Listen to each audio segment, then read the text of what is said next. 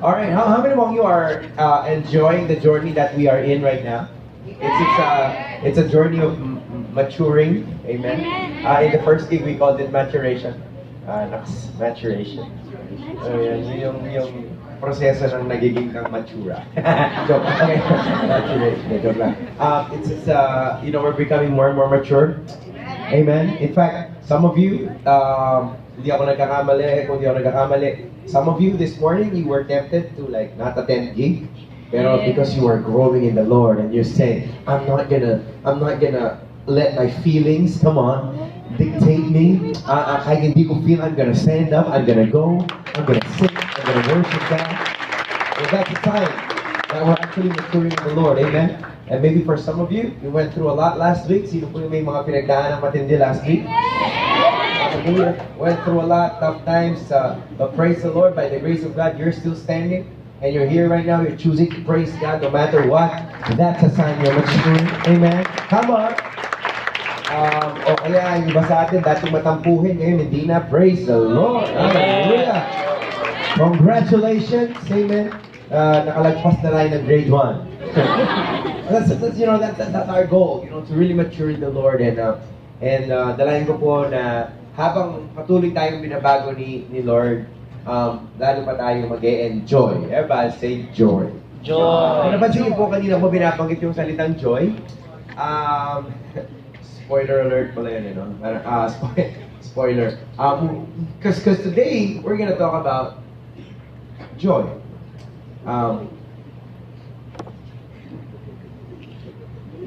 Kasi I was praying to the Lord eh.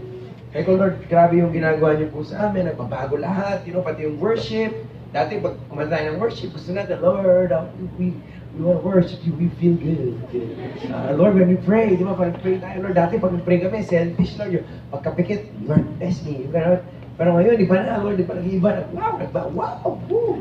By self. And then the Lord reminded me, sabi niya, okay, maganda yung nangyayari sa atin, pero parang kulang yan, kulang yung pagmamature, kulang yung pag-grow, kulang yung pagbabay selfie, kung walang joy. Amen. Come on. Parang sinasabi ni God is, okay, nagmamature nga, nag-grow nga, pero malungkot naman. Amen. Naglilingkod nga, pero nakasimangot naman. Gano'n. Nakapasting nga, pero galit na galit naman sa loob-loob. Dapat hindi ako pwede kumain ng kanin. Come on. And so the Lord impressed to me that we need to talk about joy. And so I'm going to speak today on a sermon entitled Maturing Joyfully. Amen. Sabi mo sa kanay mo, let's mature joyfully. Okay. Mature joyfully. Joyfully. Eba, say joyfully! Joyfully! Ang sabi ni Lord, habang nagmamature tayo, kahit masakit, masaya ka pa rin. Pag dinidisiplina ka ni Lord, kahit masakit, masaya ka pa rin. Kahit na may itinatagyan si Lord sa buhay mo, masaya ka pa rin. Hallelujah. Kahit sabi ni Lord, mag-break muna kayo ng masaya ka, come on, masaya ka pa rin. Amen. I think you're capturing right now the goal of the message. I think the Lord is reminding us today. All right, okay. It's nice that you guys are deciding to mature. It's nice that you guys are deciding to die to the flesh and say goodbye to self. But the Lord is telling us today, you gotta do it with joy. You gotta do it with joy. Kasi anong sense nun yung nagsasacrifice ka para kay Lord pero wala namang joy. In fact, there's a verse like that, di ba? Parang, the Lord loves a cheerful giver. In other words, when you give something to God, it must be filled with cheerfulness and joy. Wow! Kahit naman ikaw, di ba, pag binigyan ka, tapos, uyap-uyap, kaya kanin. Doesn't feel right, amen? Amen! Naramdaman mo na yun, yung uyap, kaya kanin, sige, saksak mo yung baka mo. It's doesn't feel right. And so, today we're going to talk about joy. All right, one of the lines that we constantly hear from ministers and worship leaders and life group leaders is yung sasabihin nila sa'yo na, the joy of the Lord is your strength. Diba? Have you heard that before? Parang sinabi, the joy of the Lord is your strength. Tapos, Okay, the joy of the Lord is my strength. Okay, nakakaipagsipita. Okay. The joy of the Lord is my strength. And so, I think I'm gonna like kick off my sermon with that para to make sure like we understand the context. Apparently, it happened in the book of Nehemiah. Nabasa yung Nehemiah. Nehemiah. Sige, basahin na natin para makuha natin yung context. Nehemiah chapter 8, verse 1. Sabi dito, all the people assembled with a unified purpose at the square just inside De La Paz. Amen? They asked Ezra, the scribe, to bring out the book of the law, the Bible, during that time, yung book of the law. Pinatawag nila si Ezra, and to bring out the book of the law of Moses, which the Lord had given for Israel to obey. Verse 2. So on October 8, Ezra the priest brought the book of the law before the assembly. Nagtipon-tipon yung mga tao, which included the men and women and all the children old enough to understand. He faced the square just inside the water gate from early in the morning until noon. Imagine mo, mula umaga hanggang tanghali, ang ginagawa lang ni Ezra, binabasa niya yung book of law. Grabe, no? Gawin kaya natin yun, no? Pag mula umaga hanggang tanghali, babasahin lang natin yung Bible. Ginawa ko yun. Amen. Parang hati yung ko. Ano kaya yung tamang reaction? Okay, so ganun yung ginagawa nila. And all the people listened closely to the book of the law. So nakikinig yung mga tao. Ezra, the scribe, stood on a high wooden platform that had been made for the occasion. To his right stood Mattithiah, Shema, Ariah, Uriah, Hilkiah, Messiah. Okay. To his left stood Pedaiah, Mishael, Migi, Malkijah, diba? Kuya to ni Kuya Ja. Joke, okay. Hashum, Ashbizana, yeah. Zechariah and Meshulam. Okay, Meshulam. Okay. Ezra stood on the platform in full view of all the people. When they saw him open the book, they all rose to the feet. Grabe yung assembly, no? Pagbukas pa lang ng book of law, tumayo na yung mga tao to honor the word of God. That's how they revered the word of God in those times, no? Binuksan lang yung Bible, tatayuan sila kasi parang they really wanted to honor the word. Next line. Then Ezra praised the Lord, the great God, nag-worship siya, and all the people chanted, Amen, Amen. Amen. So, can you get the picture? They were actually like gathered, and they were in one assembly, and Ezra was reading the word, and he was praising God, and people said, Amen, Amen. So, they worshiped God, they were reading the word. Next line. As they lifted their hands, and then they bowed down and worshipped the Lord with their faces to the ground. Wow! Ibang level talagang nagtaas sila ng kamay, tapos they bowed down and can you imagine? Yes? The Levites, Jeshua, Bani, Sherebiah, Benjamin, Akub, Shebediah, Hodiah, Maaseiah, Kelita, Zariah, Jozabad, Hanan, Peliah, then instructed the people in the law while everyone remained in their places. They read from the book of law of God until he explained the meaning of what was being read, helping the people understand each passage. Next line. Then Nehemiah, the governor, tumayo si Nehemiah, the governor, Ezra, the priest and scribe, and the Levites who were interpreting for the people said to them, Don't mourn or weep on such a day as this, for today is sacred day before the Lord your God. For the people had all been weeping as they listened to the words of the law. So ibig sabihin, ang nangyayari dito, nung nagkikwento sila, when they were reading the book of the law, yung mga commands ni Lord, biglang umiyak yung mga tao. They were weeping because they were suddenly realizing, grabe, ang layo-layo na natin kay Lord. Grabe, dami natin mga mali. Umiyak sila kasi grabe yun, no? Parang nung nalalaman nila, totoo, ito pala yung pinapagawa ni Lord, pero iba yung ginawa natin. Totoo, dapat pala wino-worship lang natin si God, tapos nag-worship tayo ng mga idols. Totoo, ito pala yung sabi ni God na si Lord dapat ang mahalin, hindi yung sarili natin.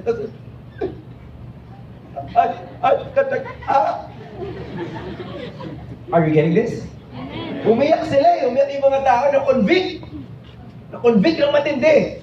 And then, verse 10, Nehemiah continued Go and celebrate with a feast of rich foods and sweet drinks, and share gifts of food with people who have nothing prepared. For this is a sacred day before our Lord. Don't be dejected and sad, for the joy of the Lord is your strength. Yun pala, doon pala nakuha yung for the joy of the Lord is your strength. In other words, nung umiiyak na yung mga tao, kasi grabe, makasalanan tao. Sabi ng Lord, yan mo i-worship tamo. May mo to, tatang. Okay. Sabi ng Lord, yan mo i-worship tamo. Pero ano rin ginawa natin? They were weeping, umiyak sila kasi na-realize sila kung gaano sila kalayo kay Lord. And then pumasok si Nehemiah, sabi niya, oh, wait lang, huwag kayong malungkot. Huwag kayong mag-iiyak kasi the mere fact na pinarinig ni Lord sa inyo ito, the mere fact na gusto pa kayong baguhin ni Lord, it only means that He loves you. It only means that He's not giving up on you. Come on! That's why Nehemiah said, okay, hindi ito panahon para umiyak malungkot. The mere fact na alam mo na binabago ka pa ng Diyos, ibig sabihin mahal ka niya. At yun ang dahilan para lumakas ka at sumaya ka. Come on, hallelujah. Clap your hands if you're understanding this.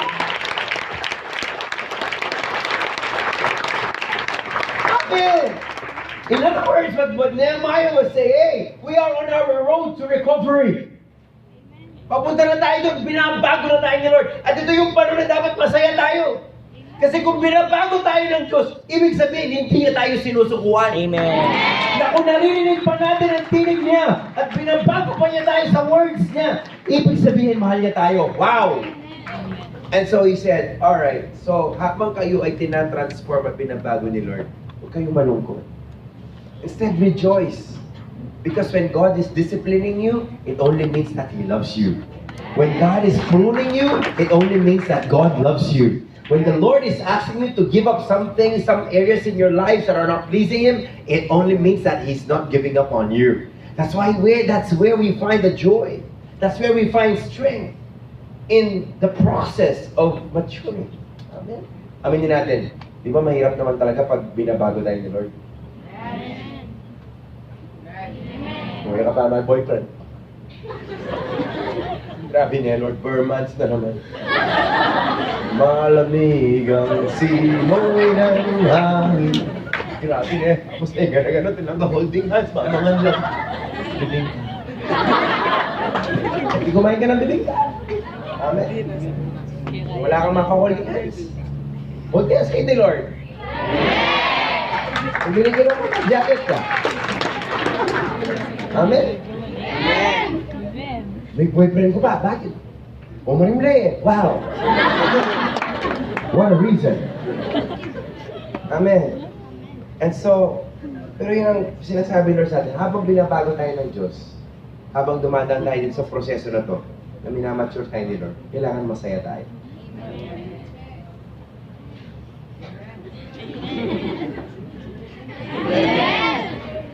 Nung kone, panay kay Mama Sermon kay Youthgig nung kone. Nakakabawal, nung kone. Help, please.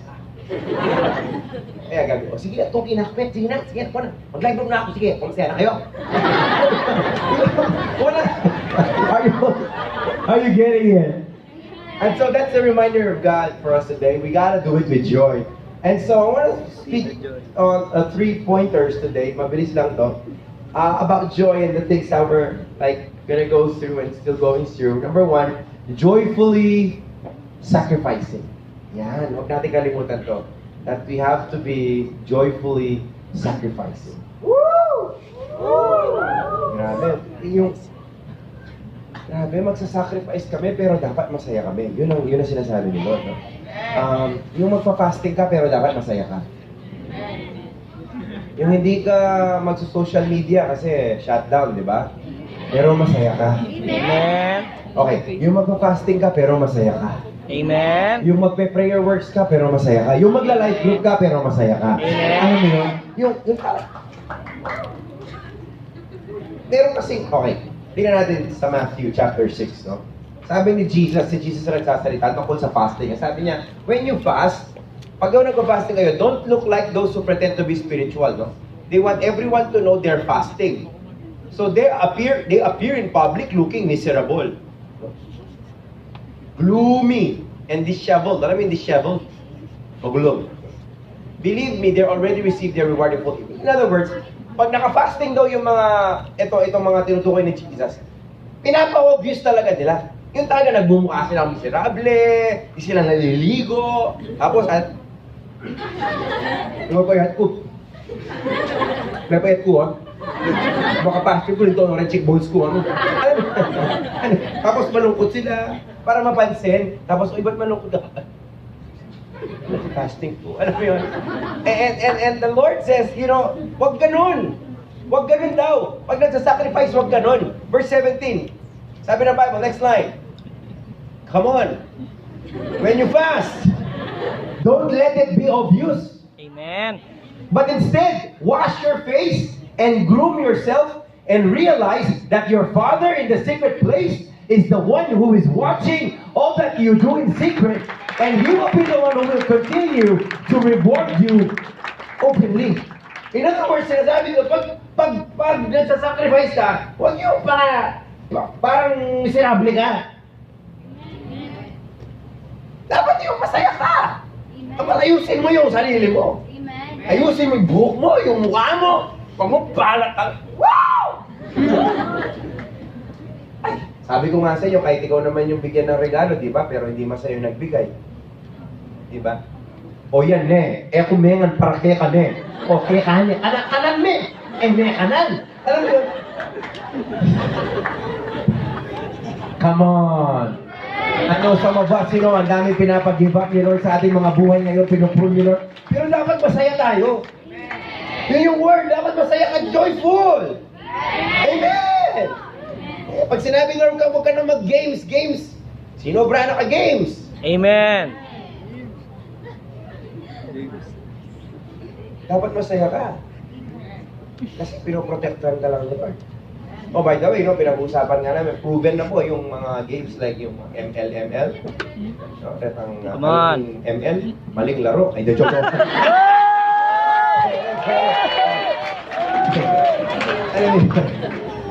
Hindi. Just to speak, proven na po, yung spirit of violence, meron yan. Spirit of death, meron yan. No? Spirit of flesh, meron yan. Kaya nga, may subtle way, where you're playing games, pero yung spirit mo, bumapasok ka sa'yo. Kaya ulam ka sa atin, mainitin ang ulo mo. Huwag ka nasa Nalo! Diba? Come on. Amen. Tapos alam mo yun, yung parang tipong ilang oras ka na nag-games, hindi mo pa namamalayan. Yun ang gusto ng Satan eh. Yung matapos yung oras mo na walang sense. Eh ano sabi ng psalmist? Teach us to number our days. Ibig sabihin, Lord, every day, sana po Lord, may purpose. Pero dahil nga may sobrahan na kang games, ang po social media, grabe nga, bengi, no? Wala akong manggew, ha? And that's what Satan wants. For us to, waste our lives for nothing.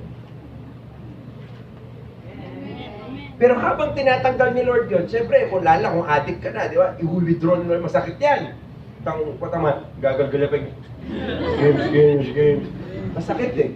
Pero sinasabi niya dapat, habang tinatanggal ni Lord, masaya ka. Amen. Kasi alam mo, kaya niya tinatanggal or pinapatanggal kasi para sa'yo din. Amen. Ay, come on. When we offer sacrifice to the Lord, it has to be joy-filled. For example, God-centered worship. Sino may tinuturuan na yun ng God-centered worship? Yung mga kanta natin ngayon, pinipili eh. Yung parang may ganda na, oh, all hail King Jesus. Oh, di ba? Kay Lord lahat yun. Oh, all hail King Jesus. Parang, gaya natin, pag-worship ka, oh Lord, kakantayin sana yung gusto ko, yung paborito ko, parang gonna feel good. No. It's not about us. It's about God. Eh ngayon, yung mga kinakanta, puro kay Lord. Tapos, Lord, God-centered, Lord. Tapos, sa loob-looban mo, nuko na, puro nang rin kanta niya. Nuko na, adwa ng bulan din eh. Alam na may palit niya. Yung gano'n, may bitterness sa loob. sinasabi niya sa atin, as God is pruning us, we gotta give to Him with joy. O yung selfless prayers, yung mga tipong dati, pag nag-pray ka, oh Lord, Lord, ito akong grade ko, Lord, protection mo ko, Lord, sarap ko, presidente, Lord, pamangan ko na, Lord, sarap ko, marapanasi, okay. puro self, me, tapos ngayon, ay, hindi na pala me, dapat selfless. Lord, binabless ko po yung katabi ko, Lord, bless ko po yung mga prayer niya, Lord, tapos sa loob-looban mo naman, parang, ko, puro nanging kalili ako, pipray, kung saan ako, parang walang joy. God is reminding us today, as we're maturing, we gotta do it with joy. While God is pruning you, I know He's faithful, but you do it with joy. Amen. Kasi anong sense nung magbibigay ka sa Kanya, pero ang sama-sama, ang sakit naman ano mo. Mag-fasting na kayo, wala na naman bagay. Ang mong samgyupsal. Nung ako kasakit ay maging Kristiyano. Alam mo yun? And then we're forgetting, wait lang, we're doing it because, for God. And when you offer it to God, it has to be filled with joy. Amen. Buy selfie pero nalulungkot naman.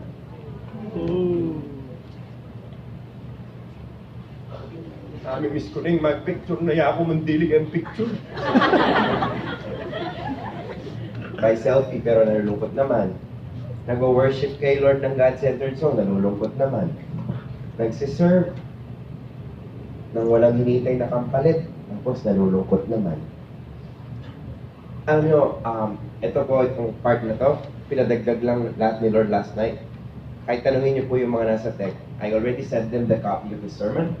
Pero after like a couple of minutes, the Lord spoke to me, sabi niya, dagdag mo yung 2 Corinthians. Kasi si Apostle Paul, grabe talaga napaka-selfless na. I think he has reached that point where talagang wala na talaga eh. Parang dead to the flesh, dead to the self. And so he was so selfless. Talking about 2 Corinthians 10:20, tingin ito, no? Ang pinag-uusapan lang nito pagkain, no? Lahat ang gusto pagkain pag sabing amen. Okay, thank you for being honest. Okay. Sabi nito, you say, sabi gano'n ni Apostle Paul. Sabi niya, you say, under grace, there are no rules. Kasi di ba ito yung mga Christian na sinasabi, okay mo yan at namang grace.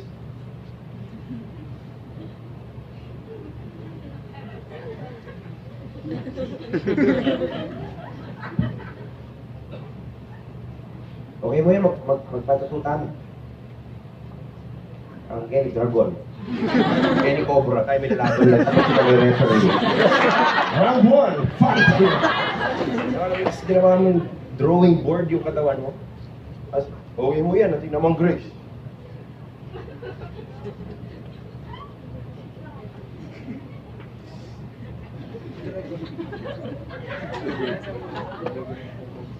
Namang grace. Yung mga mayroon damang ML. Sa 48 hours. Tuloy-tuloy. Ayos na, kailangan mo. At di namang grace.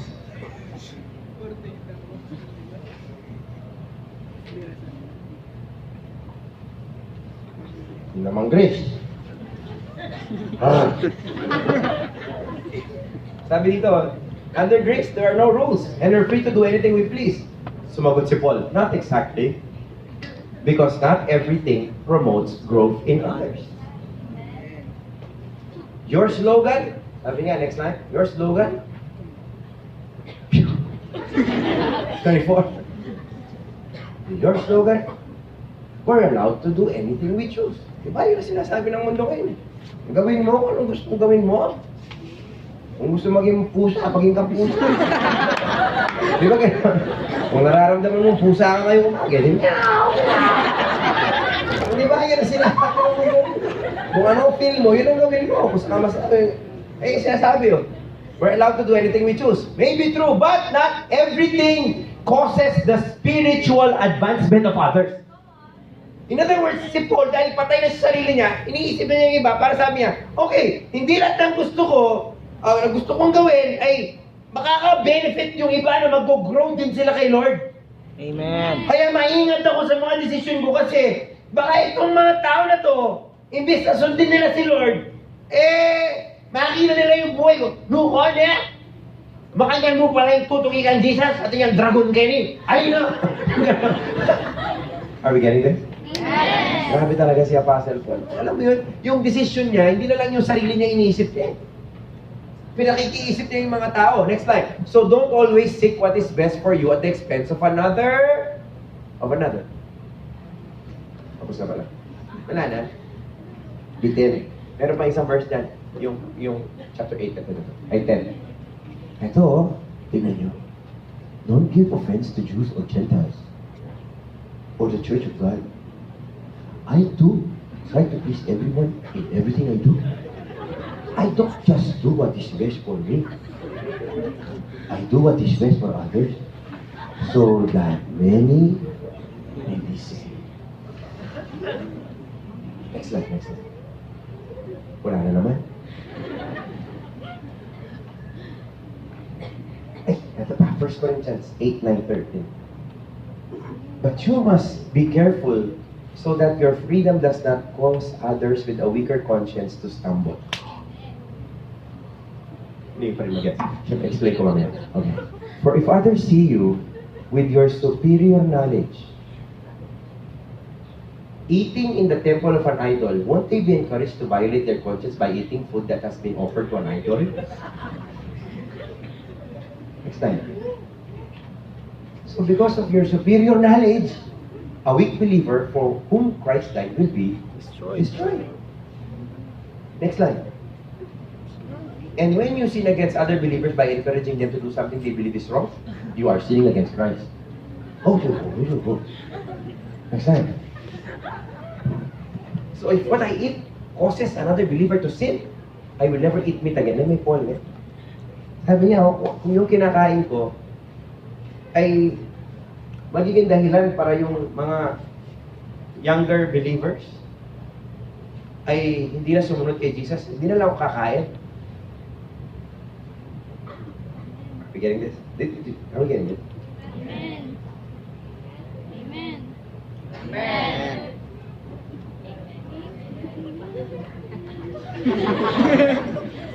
Amen. I'm taking it slowly because I want to make sure that we're catching this. Para sabi niya, okay, kung yung pagkain mo ng karne na, yun nga, magiging dahilan para itong mga susunod sana sila kay Jesus. Nakita nila ako kumakain na Istanbul. Alam niyo yung Istanbul, yun ang Tagalog ng Stambo. Na Istanbul. Na tisod. Na pigilan. Na imbis na mag-grow sila kay Lord, ayaw na nila sumunod. Kasi dahil sa mga kinakain ko, hindi na lang kakain.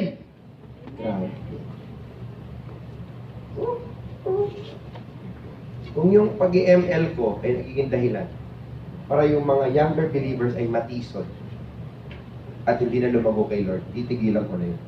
Amen. Kung yung hindi ko pagpapatato ay magiging dahilan para lalong ma-bless itong mga batang Kristiyano na to, gagawin ko yun. Kasi hindi ko na lang iniisip yung sarili ko. Iniisip ko yun. Come on! Sabihin ko sa katabi mo, are you getting this? Sumagot ka. Yeah. Amen. Kung yung pagiging late mo nagiging dahilan para ma-stress yung life group leader mo. Come on.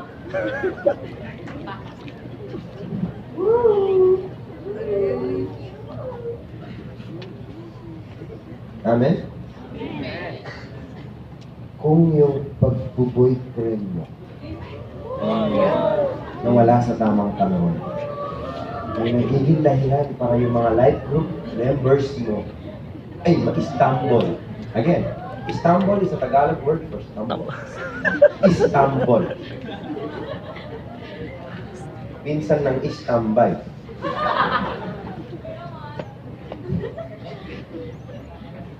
Grabe yung heart ni Paul, no? Sabi niya, kung ito yung gagawin ko to, tapos si Rames, di na, huwag na lang. Huwag na lang. Huwag na lang.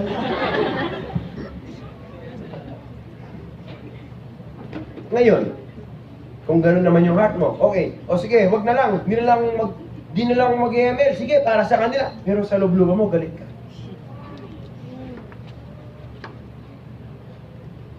Parang hindi rin okay yun. Sinasabi ni Lord sa atin ngayon, as you're choosing to do what is right, as you're choosing to die to self, make sure that you're doing it with joy. Amen. Ooh, parang yun yung crowning glory. Di ba gano'n? O kaya yun yung, parang sa work of art, di ba yung pang-finale? Di ba may gano'n yung ginawa mo yung painting, maganda, tapos binigay mo, tapos parang, tapos alam mo sa sarili mo, wait lang, kulang pa eh. Wala pa yung finishing touch eh. Parang gano'n yung joy. When you give something to the Lord, gusto mong ma-perfect yun, yung sacrifice mo, ilagay mo yung joy. Amen? And that's what we're talking about right now. Amen. Amen. Did we get that? Okay, number 2. Number 1, joyfully sacrificing. Number 2, joyfully serving. Yan. Gusto ko to. Amen. Anong sense nung naglilingkod kung nakasimango, kung galit? Kung ano eh, nais na kaya na naman luklukan Kenny. Kung ano kaya, rin ang bat Kenny, miyalong na miyalong! Dahil maglundag lang! Ayusak ko na naman! Tapos nagwawalis siya sa bahay. O ma! O niyo! Mamalis na ako para kaya ako ma! O niyo! Ano mo yun? Tapos nagkala parang may naligabok kayong bumbal eh. Huwag na lang. O ma! Sige! I-honor na ka! Di akong manos pinggan ngayon eh! Bad! Alata ng pinggan! Alam mo yun, parang nagsiserve nga, pero wala sa puso, galit. Amen. Nung ko na pinggan na rin, yung problema na lang problema ang mako. Ma, ayos ako na yung problema mo. Pag! Pinbal ko no ka, ma. Sali na lang paper play.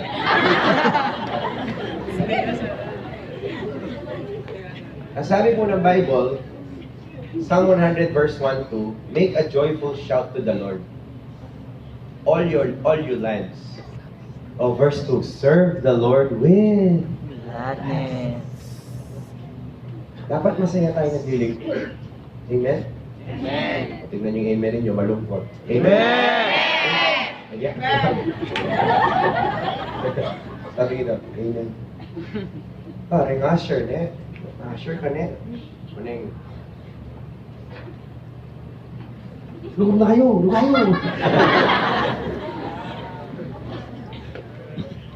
na! Late ko! O, late ko kasi! O kaya, mga worship team. Imagine yung mga worship team, anong kalungkot na Sayong! Sabi yung malungkot. Sabi ng Bible, serve the Lord with gladness. No? There are 3 types of service or serving that the Lord does not want. Number 1, yung murmuring. Naku, rin. Murmuring and complaining. Naku.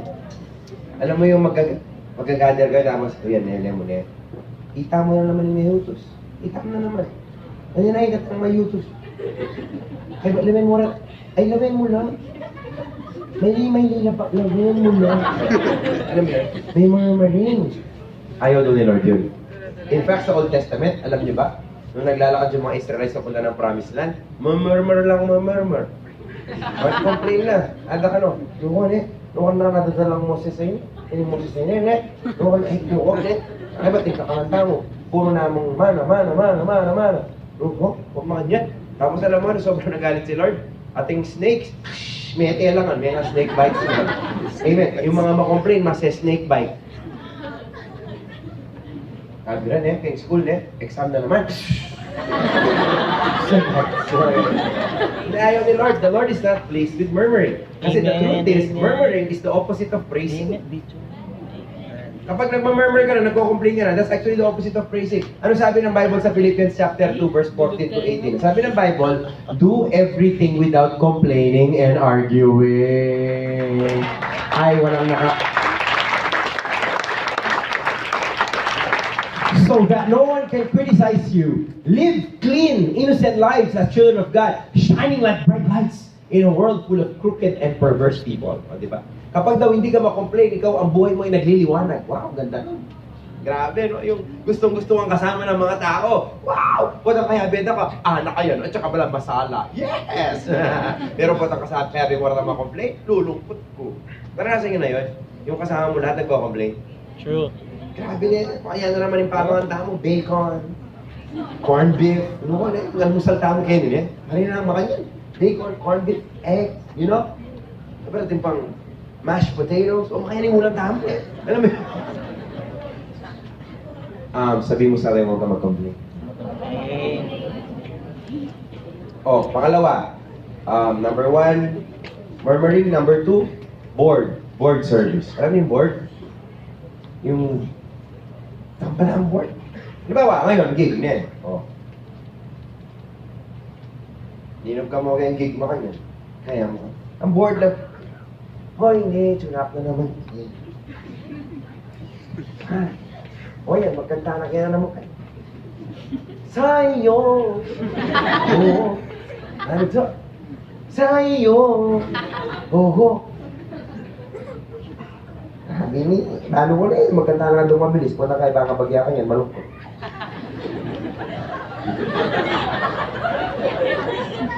Punta kayo mo kayo, tingmok, titang mo, mag-pray eh, kayo manguli sa kayo. Iya, wala mga paguli sa balo ko, balo. Punta kayo ganito, padurutan na kami. Ay, magtokang yung kaklala yan. O, padurutan na kami makanino. Matugay ka, hindi ka kilala. Pero gagawin mo naman eh. Kaya ka paluklukan na kaya kanya eh. Lukluk siya. Lukluk kami na eh. Ito yung mga mag-announce ka din eh. Uy, tatinan naman may gano'n. Uy, tanano-nano mo pakulukan yung ngayon. Ito nga naman sasabihan. O kung na kaya tingmokyat, anong tingmokyat kanina? Balo ko na nini. Ang tingmokyat kanina, patang kaya ganita, pakonsyensyan na lang kaya naman. Wala niya kaya mami, hindi na. O patang kaya ganita, kating-kating niya i-BP, magdahing sulukan, yan, magdahing sulug. Patang kaya taga-taga, ang pelikula, patang kaya mo, kasi yung na rin suluya, patang kaya na, at tingmokyat, itang cute.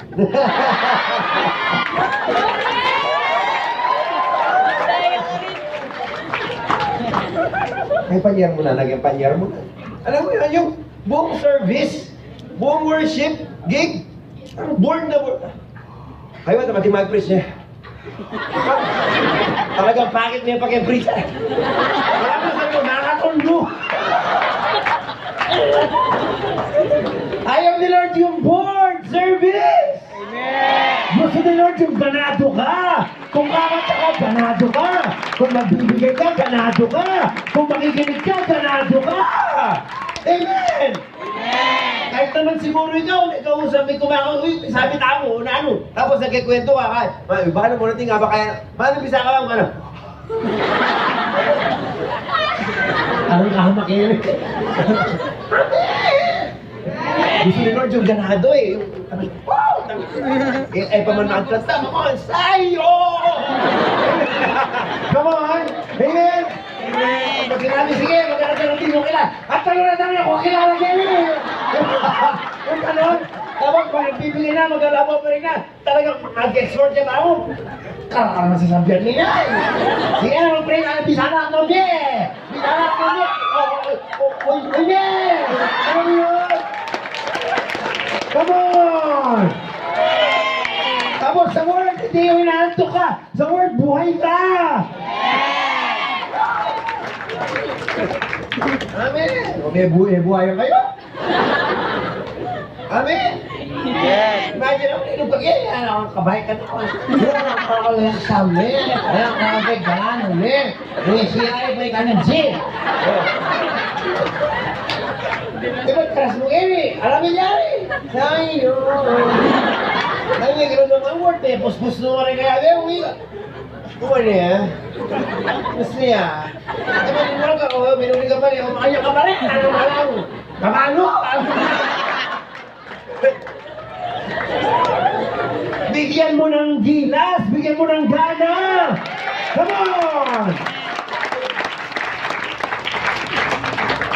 Wow! Oh, di may saya na ano? Amen! Amen. Masyado naman kung pusang naman gana. O kung saan ako, hindi yan naman. Nakatimilya naman sa teng, bagyan. Ati kang praise report, siguro. Ati kang answered prayer, bukas.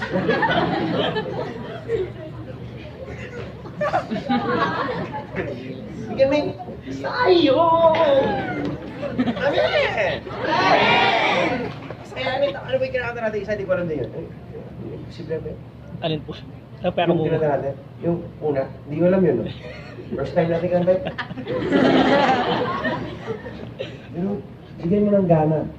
Pag naglilingkod ka, dapat may gana. Amen? Amen. Yan, ma, no? Ma, thank you, ne. Ma, thank you. Inutos mo ko, ma. Ano, di ba? Yung oxygen lang, ma, mo, ne. Ano, sabihin na ako yung pera, magkaroon ng anak, yan, mong yato. Isa itang mamalis ko.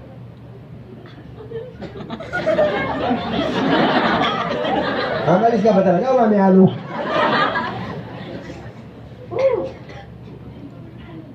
Magmanos camping na, 100 plates na. This is the day that the Lord has made. We will rejoice and be glad. Because this is the day that the Lord has made. We will rejoice. At lahay ba lang?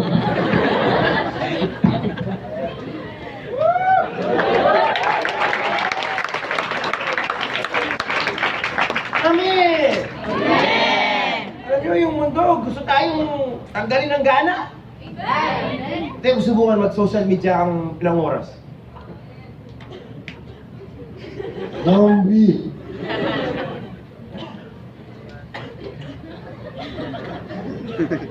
Ang gana. Alam nyo, we're trying to come up with a program. Sa inyo ko na unang ibabalita.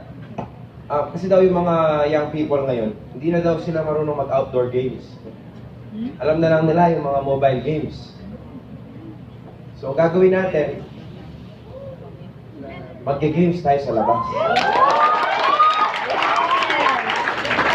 Memora lang yung masaya na nakaruhan. Ano yung marunong nakakot?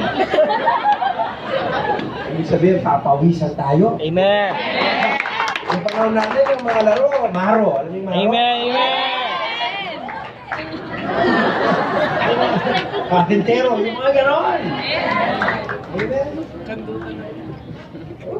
Gagawa tayo ng LG sa labas. Pwede kayo maglaro dyan. Amen? Tapos, lahat ng gadget, susurrender.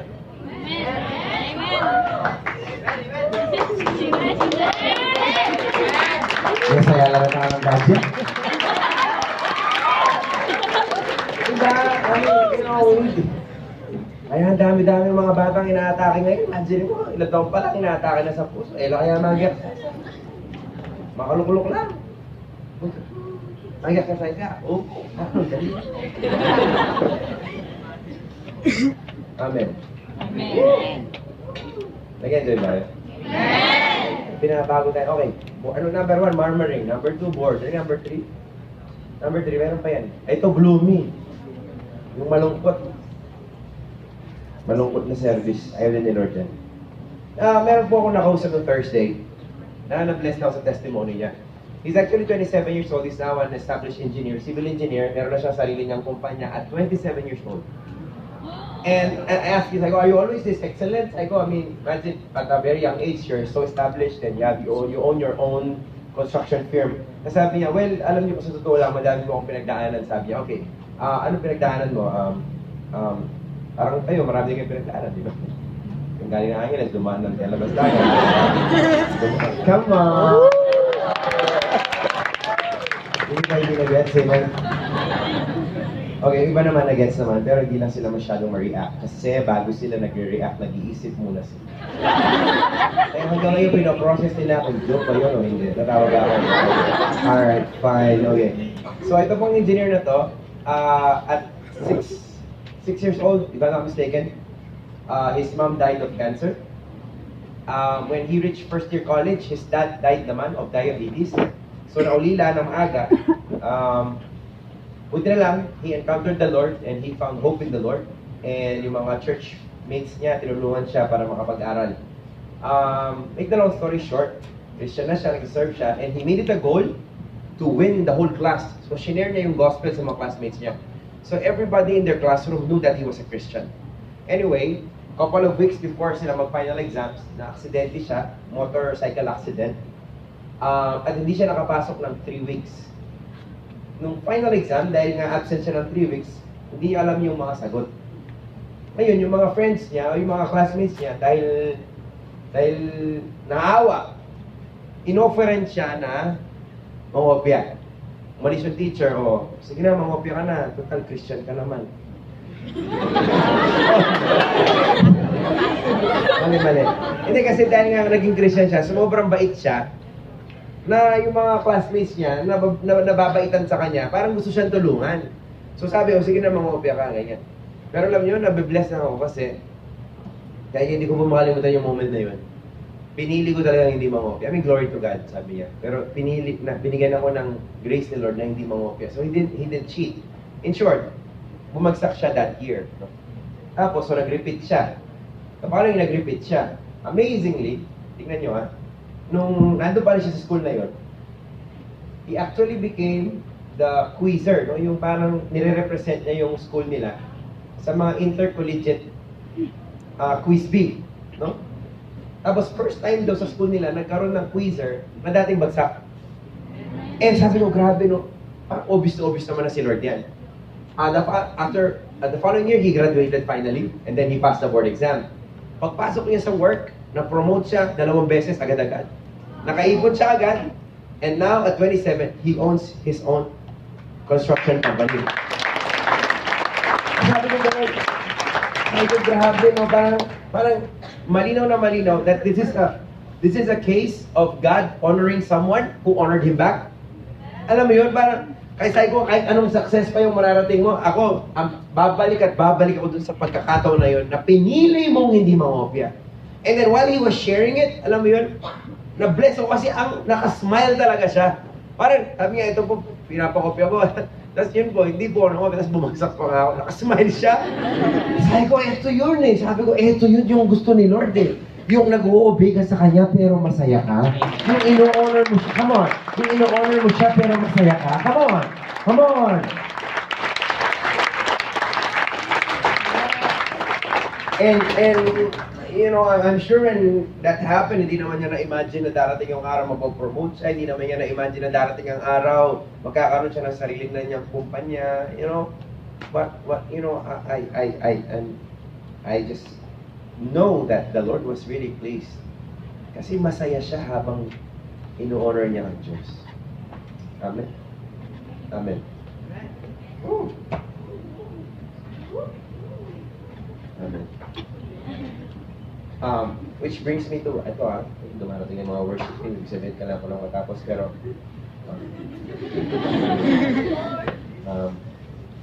ito hindi ko na-share nung first. May dalawang mag-asawa daw. Gusto na sa kwento, no? May dalawang mag-asawa, ay hindi mag-asawa, dalawang kasawang babae, magkaibigan, naglalaba. Labadan, labano. Lalaba sila. Tapos habang sila naglalaba, nagkikwentuhan sila. Sabi ng isang kasawang babae, sabi niya, grabe yung asawa ko, sabi niya. Laging malungkot, sabi niya. Laging walang gana, sabi niya. Tapos, sa bahay, miserable. Lahat ng niluto ko, hindi niya gusto. Walang masarap, sabi niya. Tapos, pagpupunta sa church, ayaw niya yung mga kanta. Ayaw din niya yung preacher. Wala siya. Galit siya sa mundo. Wala talaga. Sabi ng asawa niya. Tapos, yung isang asawang babae naman, naglalabas siya, sabi niya, ay, totoo, ganyan yung asawa mo, sabi. Yung asawa ko, hindi, sabi. Yung asawa ko naman, laging masaya. Tapos, kahit ano lang yung meron sa mesa, gano'n, masaya siya. Tapos pag nag-church, gusto niyang kumakanta. Sumasayaw pa siya. Tapos pag nag-preach yung pastor, Grabe, ang saya-saya niya. E di, magkabaliktad. Tapos naglalabas sila pareho maong. Nakita nila, yung maong ni asawa A, butas yung dito, yung sa puwit. Yung naman si asawa B, butas yung dito. Hindi ko na-gets. Ako rin, ako na, hindi ko na-gets. In-analyze ko muna. And then I realized, yung difference ng dalawa,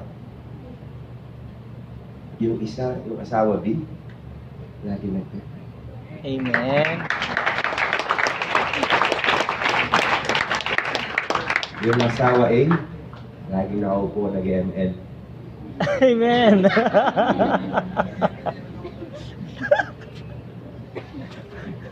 Lahat ng mga nag-ML last week. Excuse pa kayo, you're forgiven. Pero ngayon alam nyo na, tapos nag-ML pa kayo next week. Bahala na kayo kayo. Amen. Punta na makita. Amen. Dalawa lang yan eh. It's either walang nag-ML o walang gustong tumigil. Hindi totoo. Oh, kung mas madami pa yung oras mo sa games, sa gadget mo, isa sa pagbabasa mo ng Bible at pag-pray, there's something wrong with our spirituality. Real talk. Okay. Sige. Alam niyo, kaya ko nasasabi to. Kasi last week, nagkaaminan sila kami sa youth pastoral. No? Na-discover na, nag-confess. Yung mga ilan sa mga leader natin. Nag-dota lang ano. Last year. Hindi ko alam kung kailan. Mas pinatawad na natin sila. Yung worship leader, nag-dota. Yung intercessory, nag-dota. Yung gumagawa ng ibig, nag-dota. Uro ba tayo nag-dota? Tapos humingi sila ng sorry. Siyempre, gracious. Kaya ngayon, ito yung sinasabi ko. Siyempre, hindi pa naman narinig ko dati, di ba? Hindi naman po namin alam na hindi po maganda yun. O ngayon, alam nyo na. So next week, hindi nyo na pwede sabihin, hindi naman po namin alam na hindi. O ngayon, alam na natin. Amen. Am I doing this because I'm trying to like be KJ and all? Oh. I'm doing this because God is maturing us.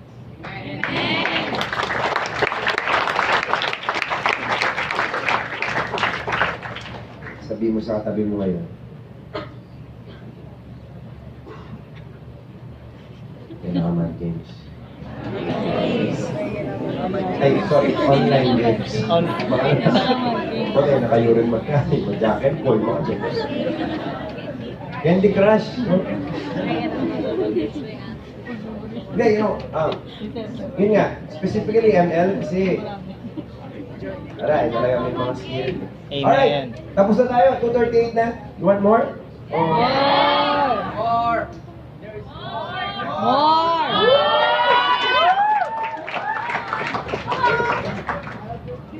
Nakaka-bless naman ganun. Yan ang joy. Okay, last na lang. Number 1, joyful sacrificing. Number 2, joyfully serving. Number 1, joyfully, sacrificing. Number 2, joyfully serving. Number 3, joyfully waiting. Amen. Oh, yun. Amen. Lahat po na naghintay. Magkasama. Naranasan na maghintay. Kahit ano yun. Oh. Aminin natin. Di ba, what makes waiting longer is the lack of joy. Ulitin natin, ha? Can you show that? What makes waiting longer is the lack of joy. Mahirap na maghintay, tapos kung yung mga kasama mo sa paghihintay, hindi pa sila masaya, mas tumatagal yung paghihintay. Amen.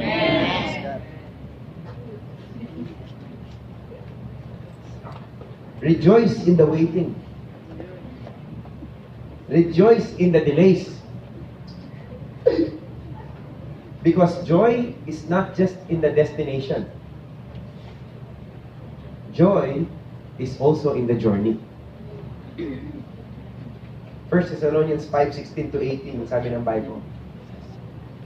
always be joyful. Always keep on praying.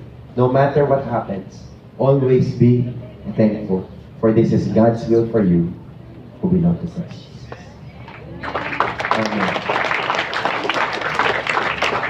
Always be. One more time. Always be. Joyful. So mamaya paglabas ninyo dyan, alam makasimangon. Diyan ka palin eh. Smile. Joyful. Joyful. Joyful. And all those who got that, say amen. Amen. Lahat po na gustong sumaya pa, magsabing amen. Let's all stand. Hallelujah. Let's all stand. Praise you, Jesus. Praise you. Joy.